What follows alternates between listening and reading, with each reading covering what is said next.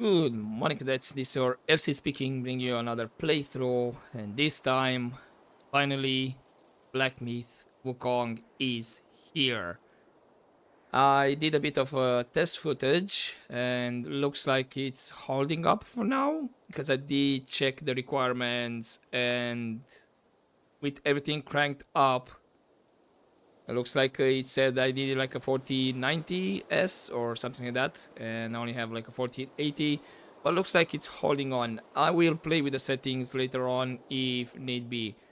Also, before I forget, looks like the starting screen changed. This is not the starting screen when I first launched the game, and this is interesting. I also have a couple more settings, mainly the music library, which, okay, not bad. I'll probably check some of the music off screen to see what's what. Anyway, this actually would be my first Souls like game. Apparently, it's along those lines. But considering when I started to play games, I'm kind of used to like hard games where you didn't have a lot of save points and was really hard. You know, with timings, for example, Blackthorn, way back in the days, you really had to time your actions really well, otherwise you would die. So yeah, I'm not kind of new to like hard like games. We'll see how it goes into this one. And yeah, I'm curious as well. I will leave it on English voices and subtitles for now. Not sure if I'm gonna change later on.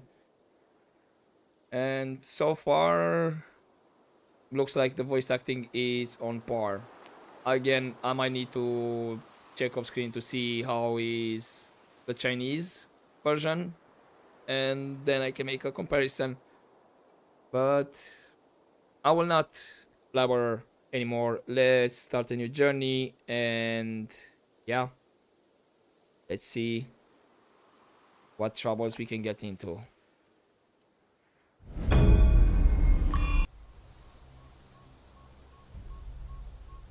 And here we are. This was actually the title screen when I first launched the game, with him just watching downwards. Ooh, but yeah, look at that view.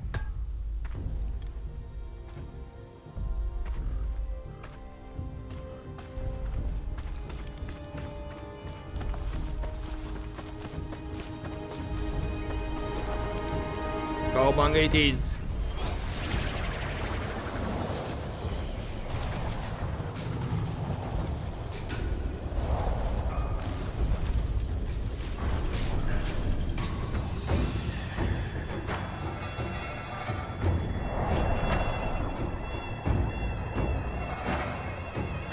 I'm assuming this might be future bosses I need to deal with. I don't know. I'll have to see. But yeah, so far the game looks really good.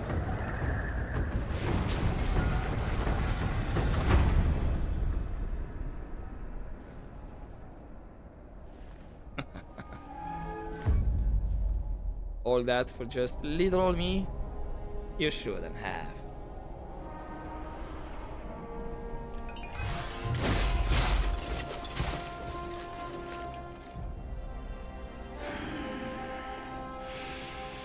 My master. Safe. The scriptures. Sound. All I ever wanted was a life in my mountain, free from you and your so-called merits. Those high above don't trust me. I understand that. And they send you and those knuckleheads to threaten me. To obey and serve once more? I understand that too. But what I don't understand is... you bastards killing my kind!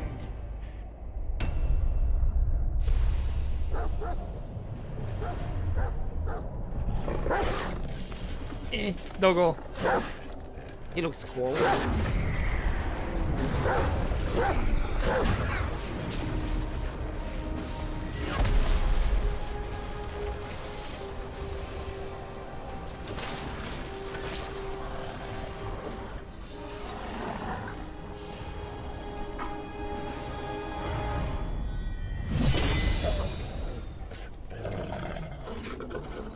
Stay back! Stupid dog. You make me look bad. Mark this. He's not just any monkey. He's a monkey of merit. A monkey was made Buddha once. None other than me can challenge him to a duel. Look, monkey. I don't make a habit of fighting someone I've bested before. Here's my offer. If you lose, I'll take you to the Celestial Court. They will stay and level your mountain. But if I lose, I shall certainly take revenge, and they will level your mountain nonetheless. How tragic would that be, huh? You are one of the court. We don't need to resort to violence. How about you bend the knees, admit the wrongs, and we can put this behind us?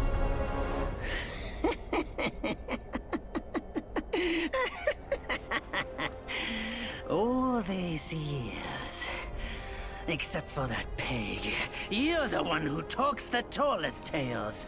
Good, I am entertained. Speaking of entertainment, wouldn't it be fun if I pluck your extra eye out for my snack and allow you to keep the other two?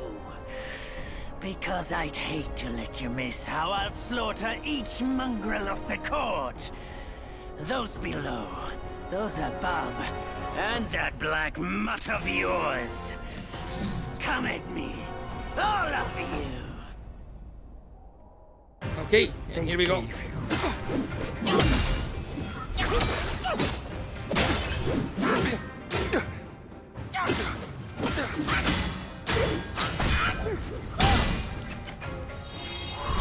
Oh, I like this ability. Oh, he's doing that. We have a bunch of us. Ow.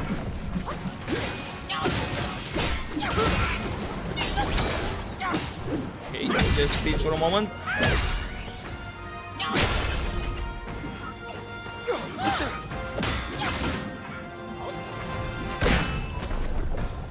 Okay, that's first phase done.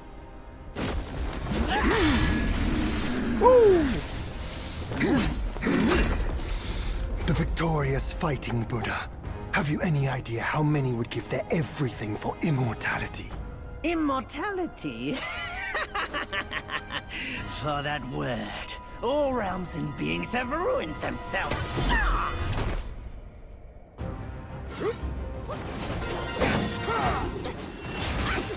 Yeah, okay.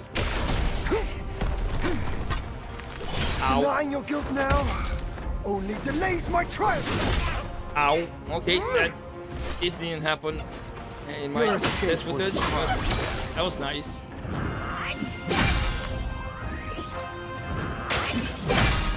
And your defiance only.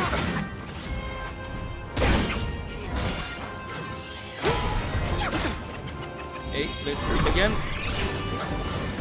Here, let me call my buddies.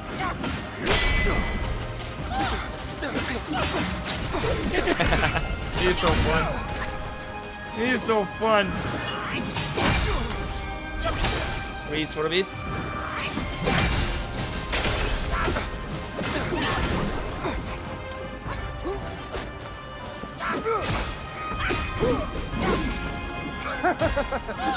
your bones will be a treat for my hound.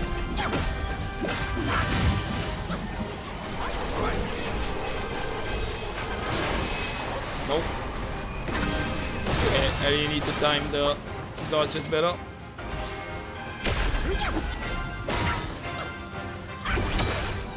Freeze for a bit.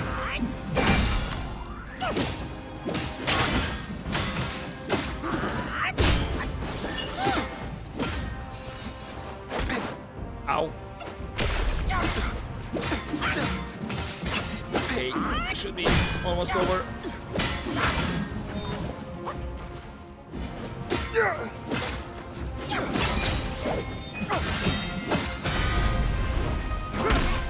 I think, yep, we done it.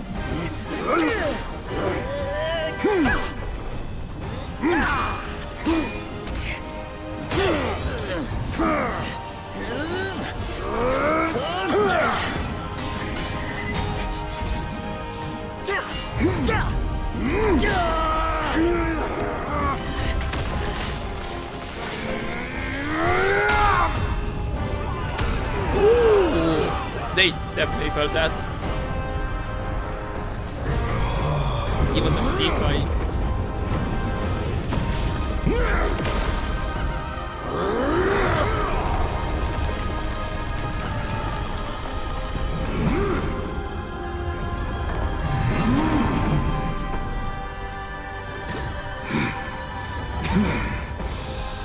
Foul monkey!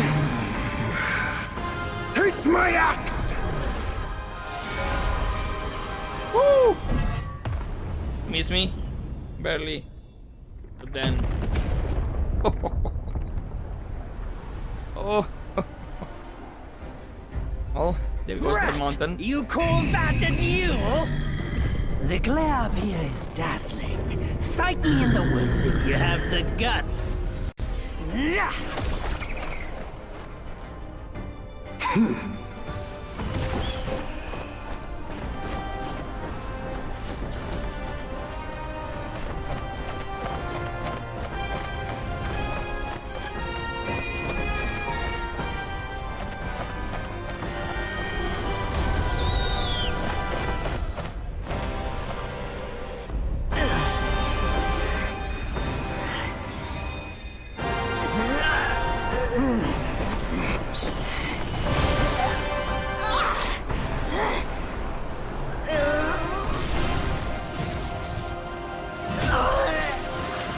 Well, this is gonna hurt. Oh, there goes that mountain as well.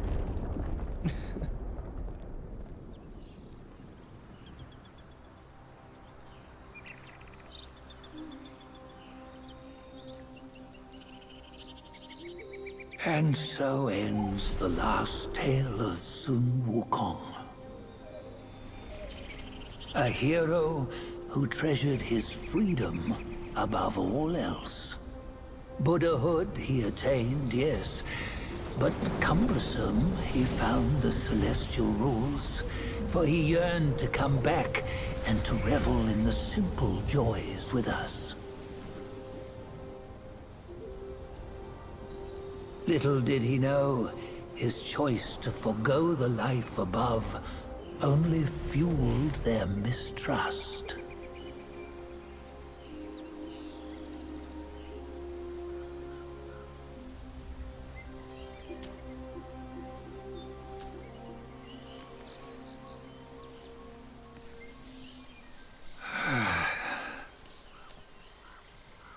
This stone has stood for countless days on the mountain.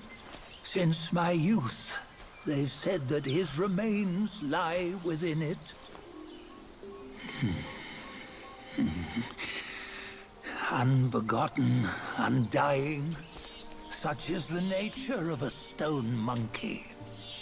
Though his body was broken, his spirit endures. Into 6 relics he turned, and separately they escaped, choosing to stay hidden.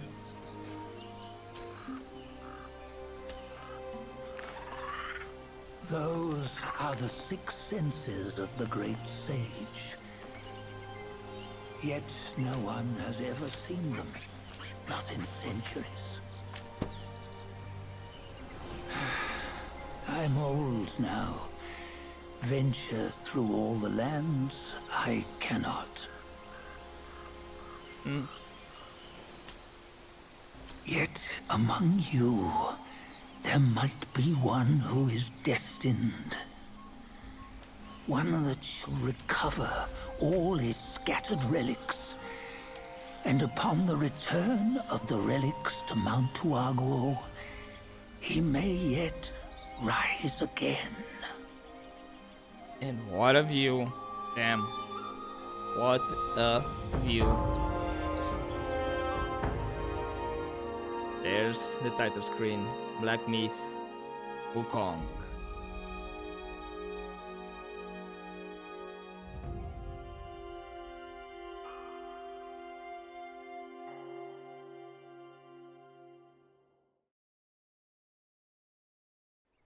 On the go, bend the toe, life of human or for gold. Oh, nowhere better than a home. We cheat death and ever grow. Huh?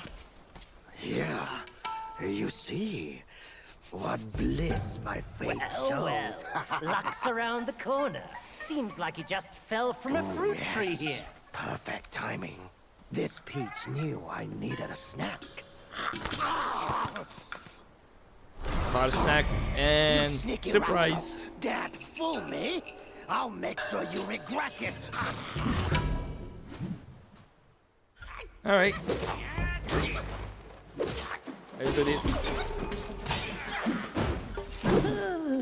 No matter how many times you come around, you're still as mischievous as ever, eh? Okay. So apparently we're not playing the character we played during the intro. And now I wonder if the old one was actually the character that we played. Was actually Sun Wukong. I mean, as a design and how it looks, you could say, yeah, it was an older version. But yeah. Okay. This would be inventory over here. What did I get? Tiny piece of gold. Yarn. Okay, by day they patrol the hills. By night they spin the yarns. Such is the life of lesser guys. The hard-earned yarn can be used to craft armor. I can hold up until 999. Good to know. Journal. Sport traits. Lesser Yaogois. I'll probably butcher that word, but is what it is. Okay. Immaculate skills, the wolf's lone aim, no price too high, his heart aflame. Yet wayward efforts brought no gain, futile vision, all in vain. Among the wolf guys, there was a young one, ambitious and always seeking rapid progress on the path of Dao. However, his time spent practicing was short, and his skills remained shallow. He couldn't yet grasp the deeper techniques of his clan, leaving him impatient. One day, during his routine patrol, he carried a cask of fine wine. As he passed the mountain gate, he encountered the gatekeeper, Bulgard, who had a weakness for liquor. Eager to learn, the young wolf shared the wine with Bulgard and seized the opportunity to inquire about secret techniques. Partaking in the wine, feeling compelled, Bulgard taught him a few tricks. Rejoicing, the young wolf hurried home to practice. 2 months passed, and having found little benefit in those teachings, he contemplated giving up. Recalling his previous success in bartering wine for knowledge, he retrieved a small golden statue and approached the snake patroller. Persuaded by gold, the greedy creature shared some techniques with him. Back home, the young wolf practiced as instructed. Another month passed, yet his gain remained minimal. Undeterred, he repeated his tactics with other guys, exchanging valuables for teachings. Over time, he visited everyone in the mountain, amassing a repertoire of techniques. Yet, despite practicing one today and another the next, he made no progress. Eventually, a compassionate elder wolf offered guidance. Yet, the young wolf conversely started lecturing the kind old wolf with his strange mastery, leaving him speechless. From that point on, no one in the clan was willing to teach him. Ah, damn. Then we have the wolf swan sword, meager of wheat wrapped in white attire. In sludge they crawl, yet yearn for higher. Bent to power, king's favor they seek, where even lowly fowls may peak. A white robed wolf guai patrolling the hills, seized a sword from a traveler. Jewel-studded, its scabbard its blade sharp and bright. Coveting it, he strapped the sword to his side, reveling in its splendor. Yet when it was time to give tribute, he hid it away. The other guys chided. Without offering such treasures to the king, how will you earn his favor? Or do you fancy patrolling forever? The wolf guy scoffed. Such treasures we cherish, the king barely notices. You offer scrap metal and dream of favor? You are fools. They dismissed his words, seeing them as mere excuses to shirk his duty, while they toiled on. The wolf guy indulged in peaches and drank wherever he could lay hands on them, keeping the very best for himself. The other knew his punishment would come and waited. One day, the Black-Winged King held a lecture on Buddhism in the mountains, speaking of enlightenment and revival. His guardians spread paper talismans, and all were commanded to consume them before the chanting and prayers. Hours later, the king inquired about their enlightenment. A pause fell. Then the white-robed wolf guy stood, and there emerged others, one by one. The next day, a decree was issued to the guardians. The wolf guy was promoted to a minor captain. All the other guys, puzzled, whispered among themselves. How had the wolf guy not only escaped punishment, but found himself rewarded? How indeed. Okay. Then we have chiefs, kings, and then other characters. Right. For now, I'm not seeing any map available. Is there anything of interest here? Nope. Might be just a small shrine or a kind of a lantern. Yes, I know about the sprint. But Master hello. said something about a rare guest today. Ah, you're an enemy. Never mind. You were an enemy. See ya.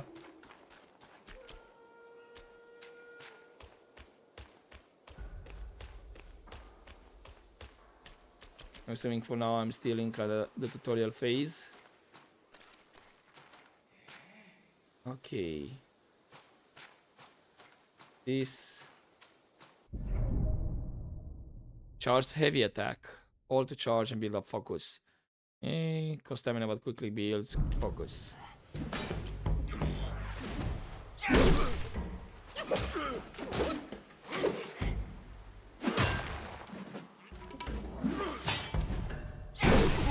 See ya. Another portrait. Wolf Stalwart. Neither sky scarce nor earth will hold. By liquor's laugh, bold spirits unfold.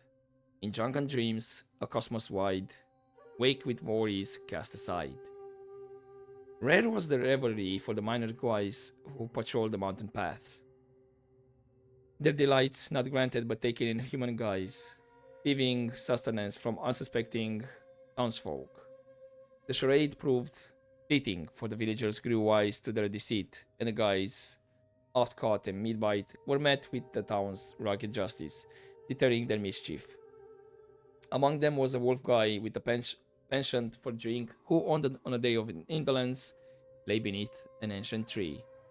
Suddenly, an elder wolf, cloaked in feathers of a crane, appeared to him, asking, "Why forsake your patrol for idleness?" The wolf guy sighed. "I long for drink, but the townsfolk see through me. I'm left to quench my thirst only in my dreams." The elder chuckled as he whispered a secret. "Seek the shrine. Conceal yourself behind the curtains, and the sacred spirit's liquor shall be yours to drink." Then, with a shift of form, he vanished. Wavering in doubt, the wolf guy transformed and hurried to the town's shrine. There, veiled behind curtains, a sacred effigy stood, its origins unknown. The altar laden with delectable offerings and fine spirits. As advised, he nestled himself within the curtains, indulging in the liquor until his belches betrayed him to the gathering crowd in the shrine. Trapped between the curtains, the wolf guy listened as a voice rang out. "The wine jar I offered is empty. Our tributes were received." Chorus of prayers erupted, beseeching favor from the immortals. From that day forth, folks from miles around flocked to the shrine, affording the demon endless drink. But as days passed, the once delightful treat turned bitter, and those prayers, be them piteous or greedy, weighed heavily upon him with helplessness. One day, unable to endure his bitterness any longer, the wolf guy burst from behind the curtains, wasting the jar and smashing it on the altar amidst the screams of onlookers. With a deafening crash, he suddenly awoke beneath the tree. No shrine, no incense, no crowd around. With a tired sigh, he took up his axe and set off to patrol the mountains once more. Yeah, so you poor guy was just dreaming. Okay, this actually looks around. Report to Lord Lingstream quickly. The monkey! You're out, and you're somebody already read about. What's in the chest? Piece of gold, and that's about it. Oh, showing me the path. Gotcha. Hello? Oh, what you waiting for? Pluck your hair and make an offer. You talking to me?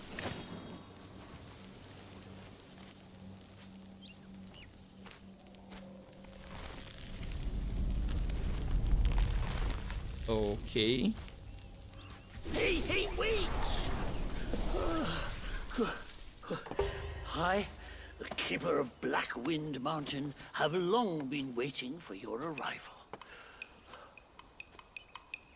Ah, his spitting image, I'd say. Up ahead is Guan Yin Temple. Once it was bustling with worshippers, before it was ruined by that fire.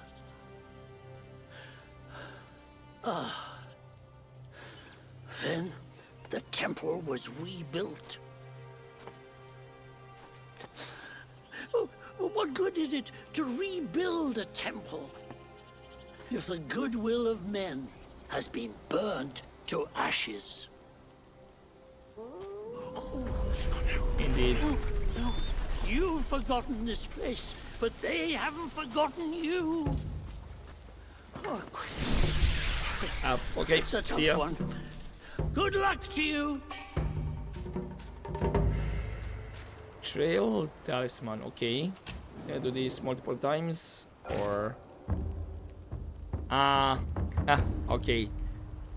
Fully restores your conditions, replenishes your gourd. Enemies will also respawn.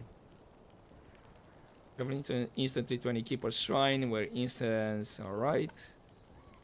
Collect gifts. Yes, this is the the deluxe one. So I see they have the Jedi, the Star Wars Jedi kind of save points. So you kill the enemies, but if you didn't do it that well and you have to rest, then again everybody's back. And the gourd from, I think I checked off screen or something like that, is my health potions. So good to know that's not infinite. Gotta remember that one. Now I'm gonna leave. Don't need to save, but okay, I do have stats. So yeah, sure. Get to be more attack, critical chance.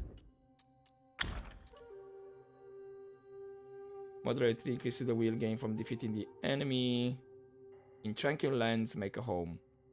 In the bustling market, make money. This is a stuff like that's okay. Yeah. Increase the wheel. Increase wheel and defense. Same, and then slight increase movement speed, wind chime. Nice. And then I'm assuming this is talismans. Anything else in inventory? Using this talisman shall immediately free the soul from the body and guide it back to the last keeper's shrine. So 1 life. Number held 1.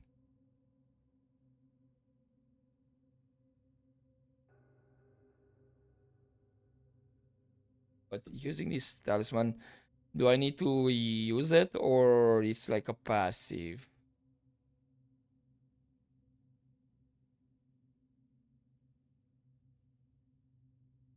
I think it's kind of passive, so basically a way to explain why you return back to the last checkpoint, I'm assuming. And what else? All gourd.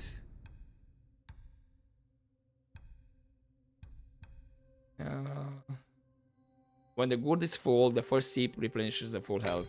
Okay, to be more better, sure. What exactly does it mean 4 and 5 though? The charge amount? So I have like 5 charges. 4 will be with 33%, and then the first one is gonna be full health. Right. I'm gonna do it off screen, but I know there's an option to hide the mask or the headgear. I might use that option and maybe, I don't know, switch it back on if there's an interesting headgear that doesn't hide all his face. Hello. There should be only one. Yep. Wolf Soldier. I was about to say, where's the one that I missed? Sunswept heals they guard and fed. From glint of steel, they daily bred. Far flung from their native land, at nights for home their souls shall stand. Ever since the black bear Guai returned from Guanin and crowned himself king, he boasted of the arts he had learned. Tales of his newfound method of practice and power of revival allured many a Guai to Blackwind Mountain. Seeking the king's favor, these minions toiled with abandon. Among them, a wolf Guai walked with tireless zeal. He rose before dawn, patrolled the mountains, and continued well into the night. All of the treasures he found were first laid at the king's feet. His life was one of labor, and yet without a moment to make friends. Despite his dedication, his presence barely stirred a whisper among the others, and his name was seldom uttered. His brother, seeing such acknowledged dedication, spent his savings for a seat in the king's lecture. The wolf guy sat there, heavy with regret for the silver he had squandered, both on the journey here and the seat at the lecture, that could have been used to buy himself a shield or blade. Had I, had I a new blade, he mused, glory could have been mine. As he pondered this, golden clad guardians scattered paper talismans before him, commanded to consume them. Then they chanted in meditation for hours until the king sought signs of enlightenment. The white robed wolf Guai stood first, claiming a fervor within and clarity of mind. The diligent wolf Guai thought to himself, sweating fervently in a crowd is no marvel. Achieving clarity after chanting is no miracle. Just as he was lost in thought, the blue ox Guai rose next, followed by others. The diligent wolf Guai stayed seated, unsure, until the king gestured for them all to sit down. Later, treasures were doled out. The ox Guai received a golden peel.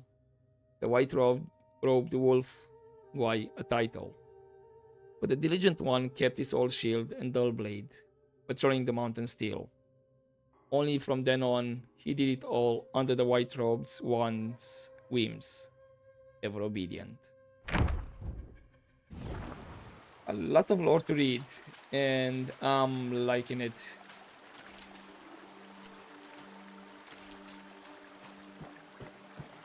Okay, let's cross the bridge. Forest of Wolves.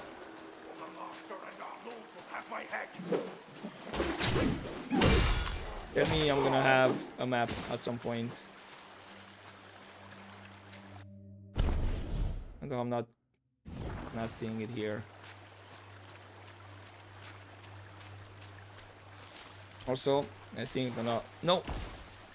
Oh, I thought I couldn't jump down, but looks like I can. Okay. You're totally different.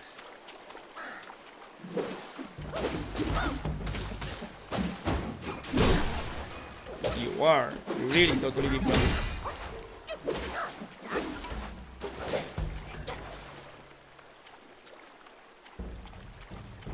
Okay, stamina is out.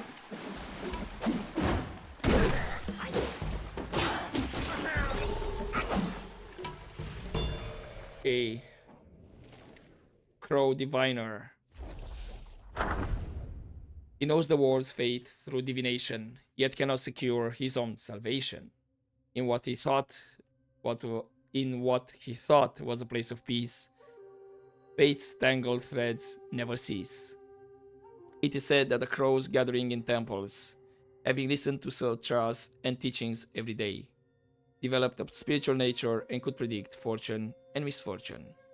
Thus, some fortune tellers who call themselves crow diviners like to set up stalls in front of temples, using crows to pick fortune sticks for divination. They always lit sandalwood incense, which symbolizes the temple, at their stalls, and claimed that their crows were the spiritually enlightened ones from the temple. One such crow diviner had a crow he had raised from a chick, which could communicate with him using specially made fortune sticks. Every day, he sent the crow to various parts of the city to observe people's lives. When clients came to seek fortunes, he would use the fortune sticks to inquire about information from the crows. He mixed this information with his own understanding of human affairs, weaving prophecies that were half true, which often managed to deceive. One day, an official came seeking a fortune, offering a large sum of money. The crow diviner told him that his official career would be prosperous and that he would reach a high position. Unexpectedly, The official not only failed to get promoted that year, but was demoted instead. Enraged, the official brought his household servants to demand an explanation. The crow diviner used the information gathered by the crows to explain that the official had not spent enough money on temple renovations, which magically convinced him. The official, deeply believing in his abilities, even introduced the crow diviners to his colleagues. The crow diviner amassed a considerable fortune through this, but he knew too many secrets of the officials and feared for his life. He decided to change his career. One day, he attempted to drive all the crows away, but they refused to leave. The crow diviner tried various means to get rid of them, but the crows, unable to endure his mistreats any longer, attacked and pecked him to death. Afterward, the crows transformed into human forms, donned the attire of fortune tellers, and continued to sell fortunes around the temple, deceiving people as the crow diviner had done. Damn. Okay, that was the story. And is this an extra spark? Or... oh, no, just some resources. What else can I pick up? I can gather some plants.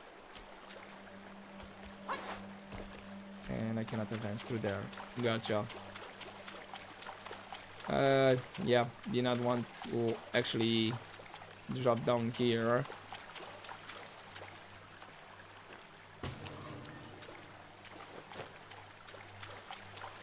More resources. Hopefully I can somewhat get back up.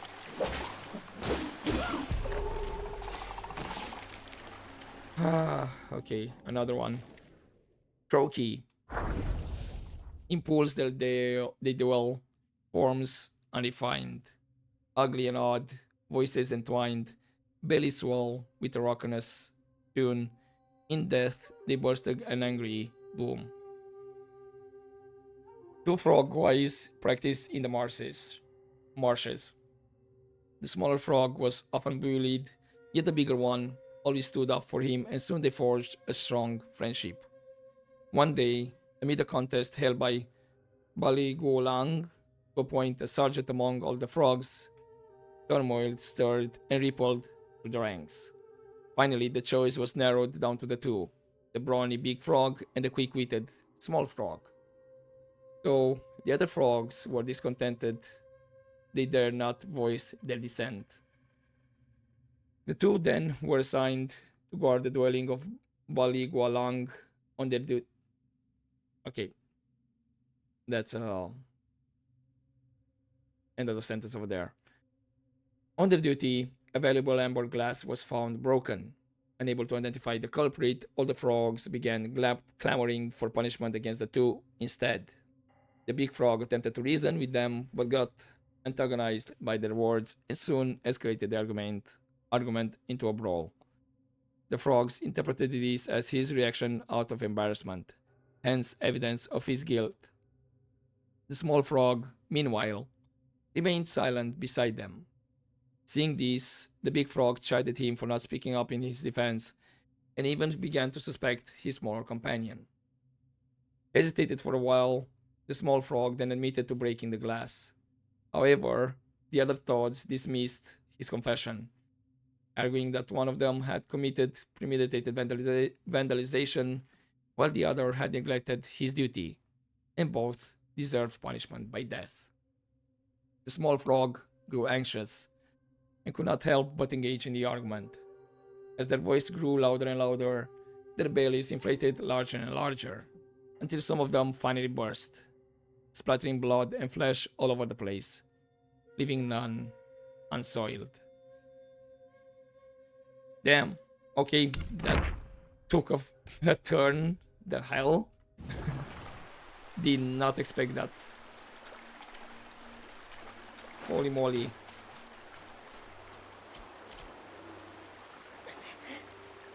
Okay, cannot drop down. There. Not here either. More stuff to gather. And hello boys.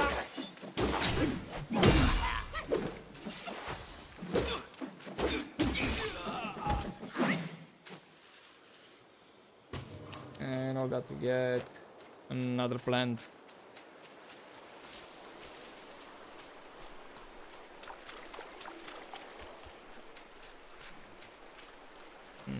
Okay, looks like I can get back where I was.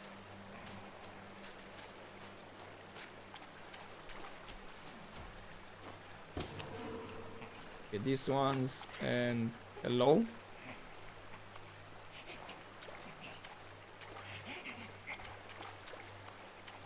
I guess that was supposed to happen. I guess. Wait. This be the right way? No, it's closed. Gotcha. Be smarter. Our mighty king's got serious.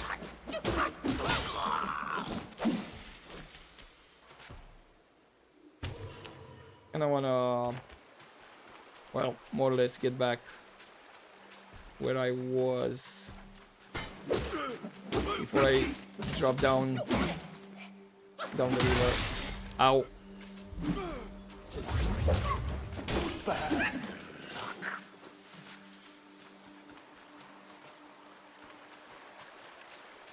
Yeah, okay. It was around here.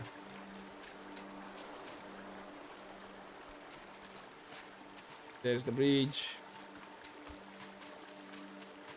I think I'm gonna drop from around here.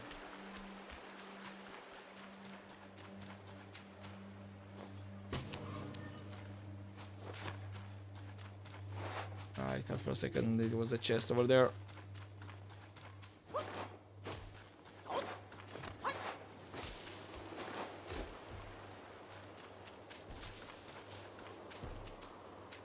Oh, okay, big boy.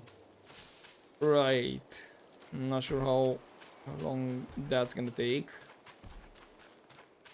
So, what I'm going to do actually,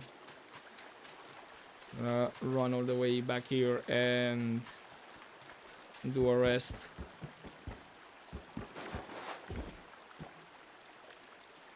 Didn't I already gather that one? Is this in another area? No, not another area.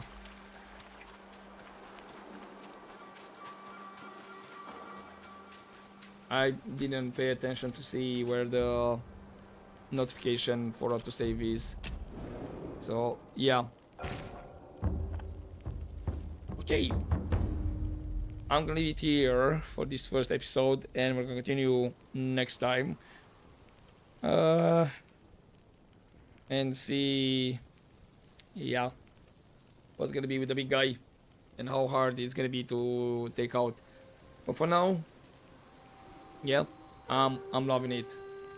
A lot to read, yes, and I might need to do something as I did with Horizon. If it's that much to read, then maybe I'll try to maintain only what's like quest related entries, read them, and then the rest that's extra, like split some reading between episodes, so again I don't end up having half the episode or more just reading and barely do anything. But yeah, for now, hopefully you enjoyed this part, guys, and I'll see you next time. As always, don't forget to take care.